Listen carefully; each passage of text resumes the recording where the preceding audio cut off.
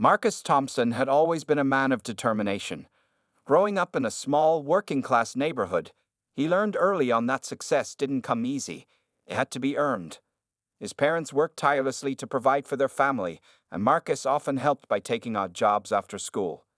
Despite the challenges, he excelled academically and eventually landed a scholarship to a prestigious university. After graduation, he dove into the world of entrepreneurship, starting with small investments and gradually building his wealth. Now, at 38 years old, Marcus stood on the brink of another exciting chapter in his life. He had just purchased a struggling car dealership located in the heart of a bustling city. The dealership wasn't doing well, sales were down, customer reviews were mediocre, and employee morale seemed low. But Marcus saw potential where others saw failure. To him, it wasn't just about selling cars. It was about creating opportunities for himself, for the employees, and for the community. The previous owner, an older gentleman named Mr. Peterson, assured Marcus that all staff members would remain employed during the transition. This included Greg Whitman, the dealership's longtime manager. Greg was known for being strict and no-nonsense, qualities that made him effective at running day-to-day operations, but also earned him a reputation for being difficult to work with. Still, Marcus believed in giving people a fair shot, so he agreed to keep Greg on board, at least for now. What no one at the dealership knew, however, was that Marcus planned to visit unannounced the very next day. He wanted to see how things operated when no one expected the boss to show up. Would the employees be professional? How would customers be treated? These were questions Marcus needed answers to if he hoped to turn the business around. That evening, Marcus sat in his home office reviewing documents related to the dealership. Spread across his desk were financial reports, employee profiles, and notes from his meeting with Mr. Peterson. As he flipped through the pages, his mind raced with ideas. He envisioned sleek new marketing campaigns, improved customer service protocols, and even partnerships with local organizations to give back to the community. But there was something else on Marcus's mind: a quiet determination to prove doubters wrong. Throughout his career, he'd faced skepticism because of his background and skin color. Some people underestimated him, assuming he couldn't succeed in industries dominated by others who looked different from him. Yet, time and again, Marcus proved them wrong. Now, as the new owner of this dealership, he felt a renewed sense of purpose. This wasn't just about business. It was personal. The next morning, Marcus woke up early, dressed casually in jeans and a polo shirt, and headed to the dealership. He chose casual attire intentionally, wanting to blend in as he observed the team without drawing attention to himself. As he drove closer to the lot, he noticed the familiar gleam of polished cars under the bright sunlight. It was a fresh start, not just for the dealership, but for Marcus too. Little did he know, his arrival would set off a chain of events that none of them could have anticipated. For Marcus, this was more than just a routine visit. It was the beginning of a journey that would test his patience, challenge his beliefs, and ultimately redefine what it meant to lead with integrity. Marcus arrived at the dealership just as the morning rush began. The parking lot was already filling up with customers browsing through rows of shiny cars, while employees scurried around preparing for the day ahead. Marcus took a deep breath before stepping out of his car. He wasn't there to make a grand entrance. Instead, he wanted to observe quietly, unnoticed by anyone. Dressed casually in jeans and a simple polo shirt, he blended in easily among the crowd. As Marcus wandered into the showroom, his eyes scanned the space. The interior was clean but felt outdated.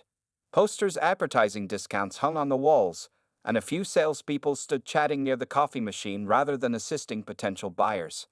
Something about the atmosphere seemed off, lacking energy or enthusiasm, but Marcus decided not to jump to conclusions yet. He needed to see more. It didn't take long for someone to approach him. Greg Whitman, the dealership's manager, strode over with an air of authority. Tall and broad-shouldered, Greg carried himself like someone who expected respect without question. His sharp suit and polished shoes made him stand out from the rest of the staff. At first glance, Marcus thought Greg might be exactly what the struggling business needed: a strong leader to whip things into shape. But within seconds, that impression changed. Looking for something specific? Greg asked curtly, his tone clipped. Marcus smiled politely. Just checking things out, he replied. I'm interested in learning more about your inventory. Greg's expression shifted almost imperceptibly when he noticed Marcus's casual clothing and skin color. Without saying anything outright, his demeanor became colder. Instead of asking follow-up questions or offering assistance, Greg quickly steered Marcus toward the used car section at the far end of the showroom. "These are our best deals," he said dismissively, barely glancing at Marcus. Marcus raised an eyebrow, but didn't let it show how much Greg's attitude bothered him. He continued walking alongside Greg, asking thoughtful questions about the dealership's history, its customer base, and plans for future growth. Each time, Greg gave short, vague answers, clearly uninterested in engaging further. It was obvious he had already written Marcus off as someone who wouldn't amount to a serious buyer, or even worth his time. Employees nearby watched the interaction unfold, some exchanging uneasy glances. A young saleswoman named Lisa hesitated, wondering if she should step in and help. But seeing Greg's stern expression stopped her. Everyone knew better than to cross him. Finally, after several minutes of awkward small talk, Greg lost patience entirely. "Listen," he said abruptly, folding his arms across his chest. "If you're not ready to buy today, maybe this isn't the right place for you. We don't have time for people who are just looking around." Marcus blinked, taken aback by the rudeness. For a moment, he considered calling Greg out right then and there. After all, he owned the dealership now. Didn't Greg realize that? But Marcus held back. He reminded himself why he'd come here, to understand how things really worked. If this was how Greg treated potential customers, especially those who didn't fit his narrow expectations, then Marcus had uncovered a major problem. Without arguing, Marcus nodded calmly. "All right, thanks for your time," he said, turning to leave.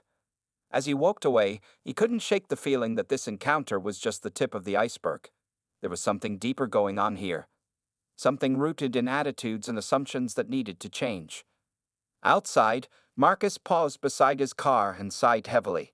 This wasn't how he'd hoped his first visit would go. But one thing was certain. Whatever challenges lay ahead, Marcus was ready to face them head-on. Little did Greg know, the man he just dismissed so carelessly was about to turn his world upside down. As Marcus stepped out of the dealership, his mind raced with thoughts. He had expected some level of professionalism from the staff, especially from someone in a managerial position like Greg. But what he experienced was far from professional. It was dismissive, disrespectful, and tinged with prejudice. For a moment, Marcus stood silently beside his car, replaying the interaction in his head. The way Greg had sized him up based on his appearance, the casual disregard for his questions, and finally, the outright demand that he leave. All of it left a bitter taste in Marcus's mouth. But Marcus wasn't one to let anger cloud his judgment. Instead, he channeled his frustration into focus. This wasn't just about him. It was about the kind of environment Greg was fostering at the dealership. If this was how a random visitor, let alone the new owner, was treated, how were actual customers being handled? What message did this send to employees who might not fit Greg's idea of an ideal client or colleague? Marcus knew he couldn't ignore what had happened, but he also understood that acting impulsively wouldn't solve anything. He needed proof, clarity, and a plan. With that in mind, Marcus pulled out his phone and dialed the lawyer who had helped finalize the purchase of the dealership. "Hey, Mr. Reynolds," Marcus said when the call connected. "Just wanted to confirm everything is officially squared away with the paperwork. Am I fully recognized as the owner now?" The lawyer chuckled lightly. "Absolutely, Marcus. Everything went through yesterday afternoon. You're the legal owner of Whitman Auto Group as of 5 p.m. Why do you ask?" Marcus nodded to himself, even though Mr. Reynolds couldn't see him. "No reason, just making sure," he replied calmly. "Thanks again for your help." He ended the call and slipped the phone back into his pocket. Now there was no doubt. Greg had kicked out the rightful owner of the dealership without realizing it. And Marcus intended to make sure Greg, and everyone else, understood the gravity of that mistake. Determined, Marcus opened the trunk of his car and retrieved a neatly folded suit and tie. Changing quickly behind the closed door of his vehicle, he transformed his appearance entirely. Gone was the casual jeans and polo look. In its place was a sharp navy blue suit paired with a crisp white shirt and polished dress shoes. He grabbed a leather folder containing copies of the dealership's ownership documents and headed back toward the entrance. When Marcus re-entered the showroom, Heads turned immediately. Employees who hadn't paid much attention to him earlier suddenly noticed his presence. His confident stride and polished attire commanded respect, and whispers began spreading among the staff. "Who is that?" one employee murmured to another. "He looks important." Greg, still standing near the coffee station where they'd last spoken, froze mid-sentence as he spotted Marcus walking directly toward him. At first, confusion flickered across Greg's face. Wasn't this the same guy he'd just thrown out?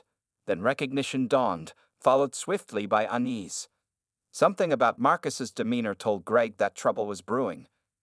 "Good morning again," Marcus said smoothly, stopping a few feet away. His tone was polite but firm, leaving no room for argument. "I'm Marcus Thompson, the new owner of this dealership." The words hit Greg like a punch to the gut. His jaw dropped slightly, and his cheeks flushed red. For a split second, he seemed lost for words. Around them, the showroom fell silent.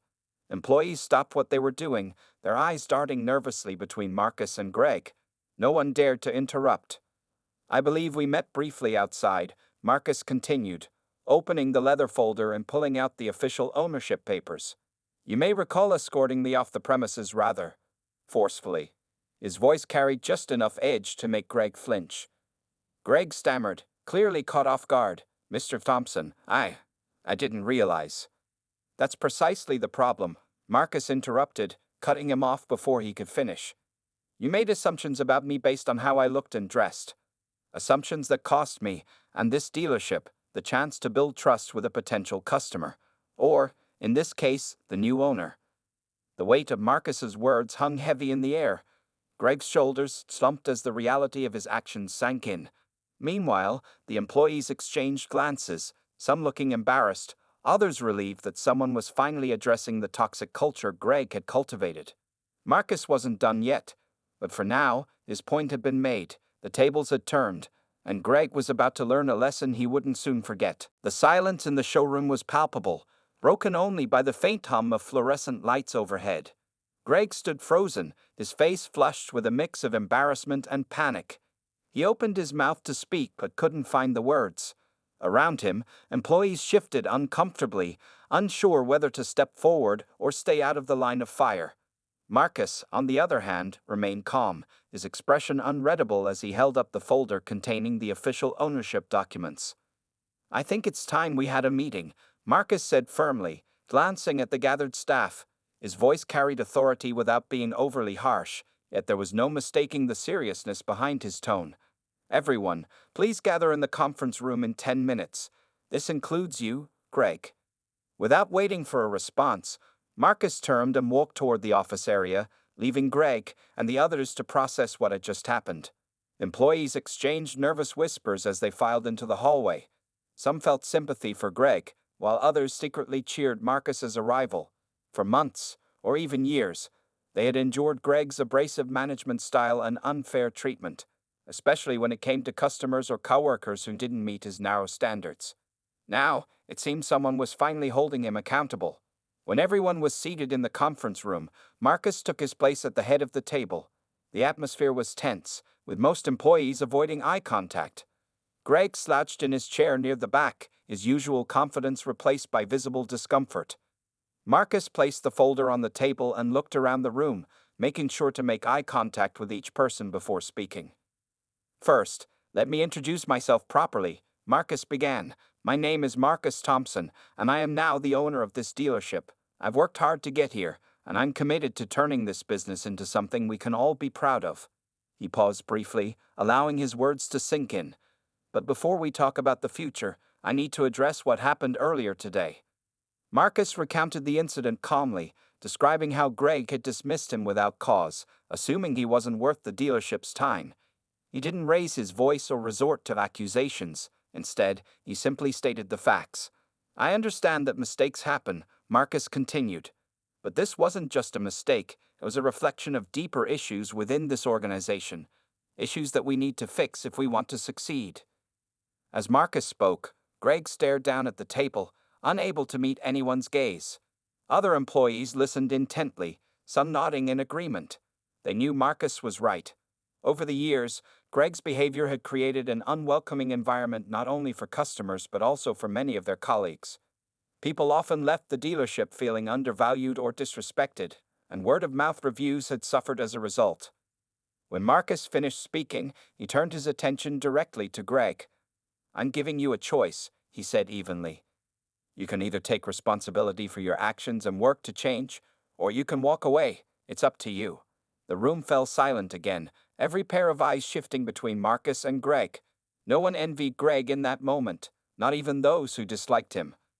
After what felt like an eternity, Greg cleared his throat and stood slowly. "Mr. Thompson," he began hesitantly, his voice barely above a whisper. I messed up.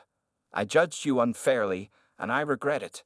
I know I have a lot to learn, but I'd like the chance to prove I can do better." Marcus studied Greg carefully, searching for sincerity in his expression. Finally, he nodded. "All right," Marcus said. "But understand this. Moving forward, respect and professionalism are non-negotiable. If you can't commit to that, then this isn't the place for you." The tension in the room eased slightly as Greg returned to his seat.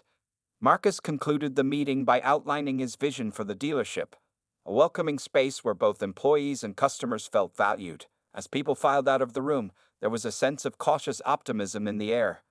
Change wouldn't happen overnight, but for the first time in a long time, hope began to replace fear. Outside the conference room, Lisa, the young saleswoman who had hesitated to intervene earlier, smiled softly to herself. Maybe things really could get better after all. In the days that followed, Marcus wasted no time implementing changes at the dealership. He knew that simply calling out Greg's behavior wasn't enough. Real transformation required action and accountability from everyone, including himself. Marcus began by scheduling one-on-one meetings with each employee to better understand their experiences working under Greg's leadership. What he heard confirmed his suspicions. Many felt undervalued, overlooked, or even mistreated because of biases they encountered daily. Lisa, the young saleswoman who had hesitated to intervene during Marcus's first visit, opened up about how Greg often dismissed her ideas during team meetings, implying she lacked experience despite her strong performance record. Another employee, a middle-aged mechanic named Joe, shared how Greg frequently referred to him as just a worker rather than acknowledging his expertise in keeping the cars running smoothly. Even some customers had complained about feeling rushed or judged based on their appearance when trying to buy a car. Marcus listened intently to every story, taking notes and asking thoughtful questions. By the end of these conversations, two things were clear: Greg's management style that created a toxic culture, and employees desperately wanted change, but they also feared retaliation if they spoke up openly. Marcus realized that fixing this wouldn't be easy. It would take consistent effort, transparency, and trust building to repair the damage done over years. To address these issues head-on, Marcus introduced mandatory training sessions focused on diversity, inclusion, and customer service excellence. He hired an external consultant to lead workshops designed to help employees recognize unconscious biases and improve communication skills. At first, there was resistance, not just from Greg, but from a few others who didn't see why such measures were necessary. "We're here to sell cars, not hold therapy sessions," one older salesman muttered under his breath during the first session. But Marcus didn't back down. In fact, he joined the workshops alongside his staff, setting an example of humility and commitment. During one particularly impactful exercise, participants were asked to share moments when they felt excluded or unfairly treated in their personal or professional lives. To everyone's surprise, Greg reluctantly opened up about his own struggles growing up in a strict household where failure was never tolerated. For the first time, his colleagues saw a glimpse of vulnerability beneath his tough exterior. Meanwhile, Marcus kept a close eye on Greg's progress, or lack thereof. While Greg initially resisted the process, he eventually started making small but meaningful changes. He began apologizing to coworkers he'd wronged in the past, asking for feedback on how he could improve. When a nervous-looking young couple walked into the showroom one afternoon, Greg surprised everyone by offering them coffee and patiently answering their questions instead of rushing them toward a sale. Though awkward at first, his efforts showed signs of genuine growth. Employees noticed the shift too. Lisa later remarked to a coworker, "I never thought I'd say this, but Greg actually seems different. Like, maybe he's trying. Others echoed similar sentiments, though cautiously optimistic. They appreciated Marcus's willingness to hold Greg accountable while giving him space to grow, a balance that inspired respect rather than resentment. Beyond addressing individual behaviors, Marcus also revamped dealership policies to promote fairness and inclusivity. He implemented a new system for handling customer complaints, ensuring that every issue was addressed promptly and professionally. Sales targets were adjusted to reward teamwork rather than pitting employees against each other. And perhaps most importantly, Marcus encouraged open dialogue, creating a suggestion box where staff could anonymously voice concerns or propose ideas without fear of backlash. As weeks turned into months, the atmosphere at the dealership began to transform. Customers noticed the difference too. Salespeople greeted them warmly, mechanics explained repairs clearly, and managers checked in regularly to ensure satisfaction. Positive reviews poured in online, boosting the dealership's reputation and driving more foot traffic through its doors. For Marcus, seeing these changes unfold reinforced his belief in the power of leadership rooted in empathy and accountability. But he knew the work wasn't finished yet. Building a truly inclusive workplace culture would take time and vigilance to sustain. Still, the progress so far gave him hope. One step at a time, the Whitman Auto Group was becoming the kind of place where people felt valued, respected, and empowered to succeed. As the weeks went by, Greg Whitman found himself caught between two paths, redemption or resistance. On one hand, he could embrace the changes Marcus was implementing and work to become a better leader. On the other, he could cling to his old ways, resisting anything that challenged his deeply ingrained habits. The tension within him was palpable, and it showed in both his behavior and his interactions with others. At first, Greg struggled. The diversity workshops forced him to confront uncomfortable truths about himself, truths he hadn't wanted to face. During one session, an activity asked participants to identify stereotypes they held about different groups of people. When Greg hesitantly admitted that he sometimes judged customers based on their appearance, the room fell silent. His confession wasn't met with anger, though. Instead, the consultant gently encouraged him to reflect on why those biases existed and how they impacted his decisions. For Greg, this moment felt humiliating but also eye-opening. It was the first time he truly understood how his assumptions affected not only others, but also the dealership's success. Outside of the workshops, Greg continued to stumble. There were days when he reverted to his old self, snapping at employees or dismissing customer concerns too quickly. Each slip-up left him feeling frustrated, with himself and with the process. "Why does this have to be so hard?" he muttered to Lisa one afternoon after accidentally interrupting her during a team meeting. She gave him a sympathetic smile. "Change always feels hard at first," she said softly, "but you're doing better than you think."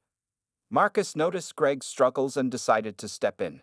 Instead of reprimanding him, Marcus invited Greg to lunch at a nearby cafe. Over burgers and fries, Marcus shared his own experiences of overcoming bias and prejudice throughout his career. "I've been underestimated my whole life," Marcus admitted. "And yeah, it made me angry sometimes. But I realized that holding on to that anger wouldn't help me grow. What helped was learning to see things from someone else's perspective." Greg listened intently, nodding occasionally. He had never heard Marcus speak so personally before, and it struck a chord. For years, Greg had prided himself on being tough and unyielding, believing that approach was what made him effective as a manager. Now, he began to wonder if that mindset had actually held him back, not just professionally but personally as well. Slowly but surely, Greg started making real changes. He began taking extra time to listen to customers, asking open-ended questions rather than jumping to conclusions. One day, a young man walked into the showroom wearing worn-out sneakers and a hoodie. In the past, Greg might have steered him toward the used car section without a second thought. This time, however, Greg greeted him warmly and asked how he could assist. To his surprise, the customer ended up buying a brand new SUV, leaving glowing feedback about the exceptional service he received. Employees began noticing these small victories too. Joe, the mechanic who had once felt dismissed by Greg, remarked to a coworker, "He's still got a long way to go, but I can tell he's trying. That counts for something." Even Lisa, who had initially doubted Greg's ability to change, admitted that his efforts, even clumsy ones, deserved recognition. Still, Not everyone was convinced. A few longtime employees whispered behind closed doors, skeptical of whether Greg's transformation would last. They worried that once the spotlight faded, he'd slip back into his old patterns. Marcus acknowledged their concerns but reminded them that growth was rarely linear. "We're all human," he told the team during a staff meeting. "We make mistakes, we learn, and we try again. What matters is that we keep moving forward." By the end of the month, Greg's journey became a topic of discussion beyond the dealership walls. Marcus included Greg's story in a presentation he gave to local business owners about fostering inclusive workplaces. Though Greg squirmed uncomfortably hearing his name mentioned publicly, he couldn't deny the pride swelling inside him. For the first time in years, he felt like he was contributing to something bigger than himself. Redemption wasn't easy, and Greg knew he still had much to prove. But with each passing day, he grew more determined to rise above his past mistakes. Whether out of fear of losing his job or a genuine desire to improve, Greg was finally starting to understand what accountability truly meant, and how powerful it could be when paired with action. Under Marcus's leadership, the Whitman Auto Group underwent a remarkable transformation. What had once been a struggling dealership plagued by low morale and poor customer reviews was now becoming a shining example of inclusivity, professionalism, and success. The changes weren't just superficial, they ran deep, touching every aspect of the business from employee interactions to customer service. One of the most noticeable improvements came in the form of increased sales. Thanks to Marcus's revamped marketing strategies and Greg's newfound commitment to treating every customer with respect, the dealership saw a steady rise in buyers. People who visited the showroom left impressed not only by the quality of the cars but also by the warm and welcoming atmosphere. Customers often commented on how helpful the staff was, noting that no question felt too small or unimportant. Word-of-mouth referrals began pouring in, further boosting the dealership's reputation. But it wasn't just about numbers, it was about relationships. Marcus encouraged employees to go above and beyond for their clients, emphasizing the importance of building trust over time. For instance, when an elderly couple came in looking for a reliable car but expressed concerns about financing, Lisa worked tirelessly to find them a solution within their budget. She even followed up weeks later to ensure they were happy with their purchase. Gestures like these became the norm rather than the exception, fostering loyalty among customers. Greg played a surprising role in this cultural shift. Though his journey toward change hadn't been smooth, he emerged as an advocate for the very principles he once resisted. During team meetings, he openly shared lessons he'd learned during the diversity workshops, using his own past mistakes as cautionary tales. "I used to think I knew what kind of person would buy a luxury car versus a used one," he admitted during one gathering. "Turns out, I was wrong more times than I cared to admit. Now, I treat everyone the same, because you never know who's walking through that door." His honesty resonated with the staff, earning him newfound respect. Employees who had once dreaded working under Greg now found themselves collaborating with him willingly. Even Joe, the mechanic who had once felt dismissed, began partnering with Greg on projects aimed at improving efficiency in the service department. Together, they implemented a new system for tracking repairs, which reduced wait times and improved overall satisfaction among customers. Marcus also made efforts to strengthen ties with the local community. He organized events such as Family Fun Days at the dealership, where families could enjoy free food, games, and test drives. These events not only attracted potential buyers but also allowed employees to connect with neighbors in a relaxed setting. Additionally, Marcus partnered with nearby schools and nonprofits to sponsor scholarships and job training programs, giving back to the area that supported the business. The positive impact extended beyond the showroom floor. Employees reported feeling happier and more motivated at work. Lisa confessed to a coworker that she finally felt valued after years of being overlooked. "It's like we're all part of something bigger now," she said with a smile. Others echoed her sentiment, crediting Marcus's leadership for creating an environment where everyone had a voice. Even Greg experienced personal growth outside of work. As he continued confronting his biases, he started applying those lessons to his personal life. He struck up conversations with neighbors he previously ignored, attended community events he'd avoided, and even volunteered at a local shelter. Each experience broadened his perspective, reminding him that change wasn't limited to the workplace. It could enrich every corner of his life. By the end of the year, the dealership's turnaround was undeniable. Sales figures soared, online reviews glowed with praise, and employee retention rates hit record highs. But for Marcus, the greatest victory wasn't financial. It was seeing how far his team had come. From Greg's redemption arc to Lisa's confidence boost, each individual story added to the larger narrative of progress and unity. The Whitman Auto Group wasn't perfect, and challenges still lay ahead. But Marcus knew that true transformation took time and patience. With a foundation of accountability, empathy, and hard work, the dealership had become more than just a place to buy cars. It was a beacon of hope, proving that even in moments of conflict, meaningful change was possible when people chose to listen, learn, and grow together. A year had passed since Marcus Thompson first walked into the Whitman Auto Group as an unassuming visitor, only to leave as its new owner. In that time, the dealership, and everyone connected to it, had undergone profound changes. What started as a rocky transition marked by prejudice and resistance evolved into a story of redemption, growth, and success. For Marcus, this journey was about far more than turning around a struggling business.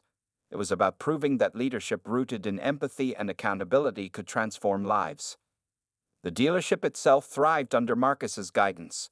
Sales figures skyrocketed, thanks to improved customer service, innovative marketing campaigns, and a renewed focus on community engagement. The once dated showroom now sparkled with modern decor, while employees moved through their tasks with energy and purpose. Customers frequently praised the staff for their professionalism and kindness, often returning not just to purchase another car, but because they felt genuinely valued. Online reviews reflected this shift, with glowing testimonials highlighting everything from Lisa's patience during negotiations to Greg's thoughtful approach to answering questions. But beyond the numbers and accolades, the true measure of success lay in the people. Employees who had once dreaded coming to work now looked forward to collaborating with one another. Joe, the mechanic who had once been dismissed by Greg, became known as the problem solver in the service department, earning promotions and recognition for his contributions. Lisa blossomed into a confident saleswoman, leading workshops for newer hires on how to connect with customers authentically. Even Greg, whose transformation had seemed impossible at first, emerged as a role model for personal growth. Greg's journey remained one of the most remarkable aspects of the dealership's revival. He continued sharing his experiences at diversity workshops, using his past mistakes as a teaching tool for others. During one such session, he recounted the day he dismissed Marcus without realizing who he was, admitting, "I judged him based on what I thought I knew, and I couldn't have been more wrong. That moment changed my life." His honesty resonated deeply with audiences, inspiring them to confront their own biases. For Marcus, these changes reinforced his belief in the power of second chances. At local events, he often spoke about the importance of giving people opportunities to grow, even when their actions seemed unforgivable. "We all make mistakes," he would say. "What matters isn't where we start, it's where we choose to go next. If someone is willing to learn and improve, we owe it to them, and ourselves, to support that effort." The impact extended beyond the dealership walls. By partnering with schools, shelters, and nonprofits, Marcus ensured that the Whitman Auto Group gave back to the community that had supported it. Scholarships funded by the dealership helped students pursue careers in automotive technology, while job training programs provided skills to unemployed residents. These initiatives strengthened ties between the business and its neighbors, creating a sense of shared progress. Still, Marcus never lost sight of the challenges that remained. He knew that maintaining a culture of inclusivity required constant vigilance. Biases didn't disappear overnight, and there were still moments when old habits threatened to resurface. But Marcus welcomed these hurdles as opportunities to reinforce the values he stood for. Regular check-ins with employees, ongoing training sessions, and open forums for feedback kept the dealership moving forward. One evening, as Marcus stood outside the gleaming showroom watching the sunset, he reflected on how far they'd come. The man who had once been kicked out of his own dealership now led a team united by trust, respect, and determination. It wasn't always easy, but every challenge had been worth it. The Whitman Auto Group was no longer just a place to buy cars. It was a symbol of hope, resilience, and the transformative power of leadership grounded in humanity. As Marcus turned to head home, he smiled to himself. This was more than a success story. It was proof that even in moments of conflict, meaningful change was possible when people chose to listen, learn, and grow together. And for Marcus, that lesson was the greatest victory of all.